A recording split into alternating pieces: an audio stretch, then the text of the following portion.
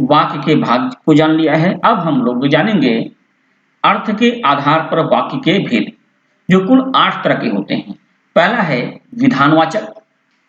ऐसा वाक्य करते हैं, ऐसा वाक्य जिसमें किसी काम के होने या किसी काम के अस्तित्व का बोध होता है, वह वाक्य विधानवाचक वाक्य कहलाता है।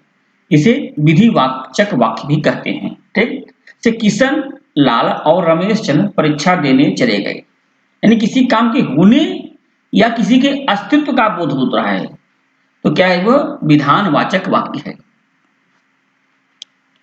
अब जब हम कोई चीज की इच्छा प्रकट करते हैं, इच्छावाचक वाक्य, जिसमें ऐसा वाक्य जिसमें कोई वक्ता जो है कोई इच्छा प्रकट करता है, कामना प्रकट करता है, आकांक्षा प्रकट करता है, आशीर्वाद चाहता है, तो ऐसी जगहों पर क्या होता है, यह कौन से इच्छावाचक वाक्य है।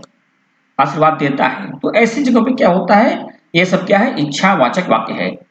ईश्वर करे सब कुशल लौटे, ये क्या है, एक इच्छा प्रकट की जा रही है कि सब अच्छा रहे, सब कुशल से लौट आए, ये क्या है, हमारी इच्छा है। तो इसलिए कौन सा वाचक वाक्य हुआ, इच्छावाचक वाक्य। अब क्या है, आज्ञावाचक। ऐसा वाक्य जिसमें आदेश हो, आज्ञा हो, अनुमति का पता चले, तो क्या होता है, वो आज्ञावाचक वाक्य कहलाता है। वहां जाकर बैठिए, क्या है, एक तरह से आज्ञा दी जा रही है। जब हम किसी को आज्ञा देते हैं तो क्या होता है, आज्ञावाचक वाक्य है। ऐसा वाक्य जिसमें किसी कार्य करने से मना किया जाता है, उसे निषेधवाचक वाक्य कहते हैं।